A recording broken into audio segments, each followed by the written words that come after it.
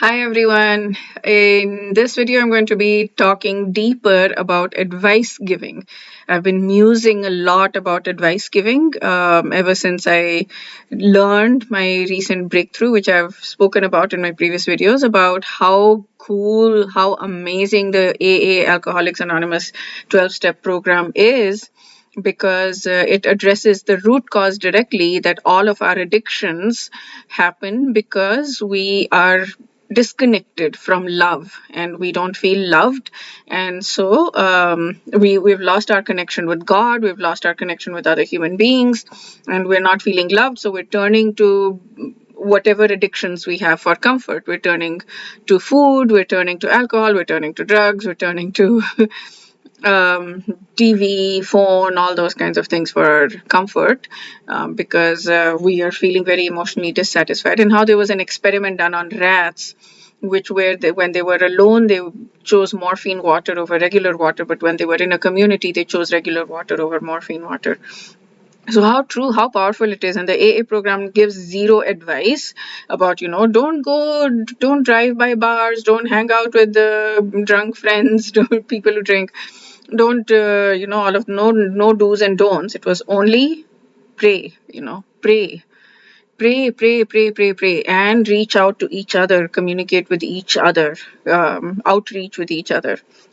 So build love and connection with God, build love and connection with each other, and you will automatically, all of your alcohol addictions and all of your addictions will just melt away and fall away, because you will not need to turn to them for comfort anymore. You will feel strong and solid within yourself. So it addresses directly the root cause.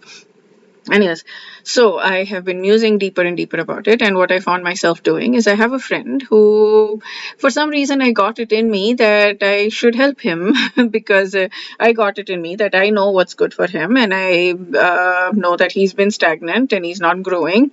So I found this quote that I really loved, and I'll share that with you, and that is that. There are two very important days. The two most important days in a person's life are, one, when the person is born, and second, when the person understands why. What is the purpose of life? So, and I got it in my head that this person hasn't thought. I know that this person hasn't thought of that kind of stuff, and they don't know the purpose of their life. So I sent him this message. But the intention, so it's not sharing. Right now I'm sharing with you guys, but I don't know you guys, and I don't know, there is nothing like I'm trying to give you advice of, because I know that you are not following it or whatever. I'm just sharing what's in my heart and what I found impactful and powerful. But with him, I was like, a little bit of pride. Like, I know what the purpose of my life is, and you don't. And I'm trying to poke him. Like, you get up, get up, become conscious, become aware, ask this question, what is going on? And that's a great thing. I'm not saying that's not a good thing, also. But the motivation behind it, the fact that there was some ego mixed into it, and the fact that, I was trying to, whenever you find yourself trying to help somebody who doesn't want help, then you should always question yourself. Are you helping for that person's sakes or for your own sakes? Because usually it is for your own sakes. You want to be validated that you can help somebody, that you're important, and that you're smarter in one way, and that you're capable of helping, or that you are, there is some validation in it within yourself. Because otherwise, you will just accept the person for who they are, and you'd be like, okay, if the person is ready, then yes, of course you help. But if the person is not ready, then you let it be. So I realized it, thankfully, within a day.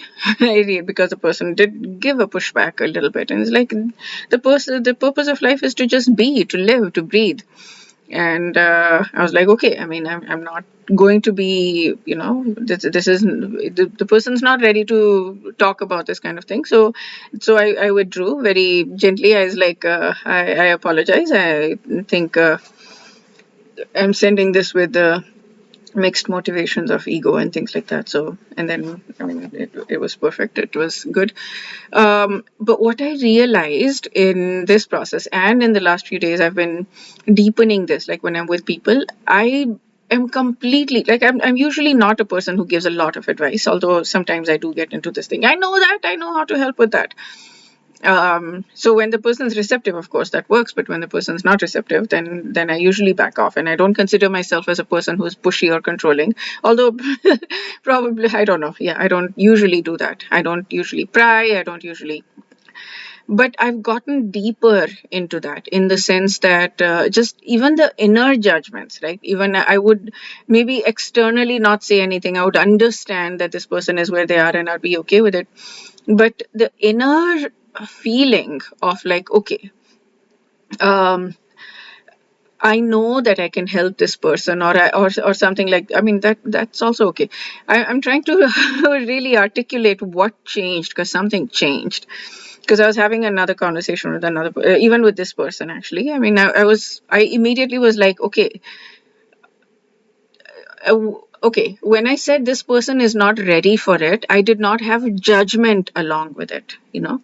Earlier I would have had judgment that, okay, this person's not ready for it, but they have a ways to go and they will get there and they should get there, and I can help them if they're open for me to help them, and they should get there, and all of that is still there, but the judgment was not there. I was like, yeah, okay. The understanding, the depth of understanding was this. It was that the most healing thing I can do for this person is to love them and be there for them with zero judgment internally, because the our subconscious speaks to the other person's subconscious when we're talking to people. So even if we're not saying anything, even if we're saying all the right words, our subconscious can communicate through body language, through facial expressions, or whatever, through energy transfer. The person can sense that there is some judgment inside of us. So if we get to a place where we don't feel that judgment even from within us, then the person can sense that and the person can feel completely free. So you can see that when you are around people who are very, very highly deeply loving, then you just feel this sense of ease, that I don't have to try to be anything other than who I am. I can just be, completely be me, because it's so easy for me to be me. I'm not going to be judged, even from deep inside the subconscious. I'm not judged. So that's where I got to. That was the deepening, where I didn't feel that judgment. And I realized that the best thing I can do, the best way in which I can help the person, is be there in a completely non judgmental, very deeply loving way, so that the person feels completely at ease. So I did that. I mean, I tried to do that. I'm going to continue to try to do that. And I did that with another person also. There was something going on, and there was this instant in desire to judge. I could feel that bubbling up, the desire to judge. And then somehow it just calmed down, and I was like, okay, I am trying to judge this person because I want to prove that I am better than this person, because if I am better than this person, then I will be respected more, I will be liked more, I will be loved more. And the fact is that I am deeply loved by Krishna, by God, by universe, higher power, whatever you want to say. I know that I am loved and I don't need to prove that anymore. So I've been saying this to myself a lot, so it just helped me completely. Like, almost it was a unconscious competence thing where it just kind of happened. I didn't have to speak these words, and it just and the person felt it, and the person said at the end, it was really good talking to you, because I didn't, it was very easy, there was no judgment, or there was no, I felt like I could be me. And I was like, whoa, okay. I mean, that reflection helped me realize that, yeah.